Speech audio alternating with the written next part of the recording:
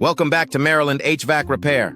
Today we're learning how to calculate heat loss through a slab floor using Manual J Table 4A.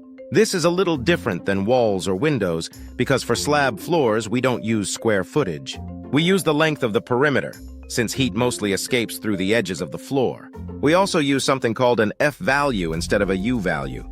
Let's break it down with an example. You've got a 25-foot-long slab floor. There's no insulation around it, no floor insulation, and no floor covering. It's sitting on heavy, wet soil. We want to know how much heat is lost through the edge of this slab in winter. Here's the formula we'll use. BTUh equal sign perimeter x F value x temperature difference. Step 1. Perimeter equal sign 25 feet, just one side. Step 2. Look up the F value in Manual J Table 4A. For this case, it's 1.180. Step 3.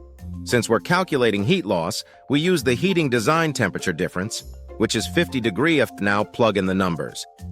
BTUh equal sign 25x1.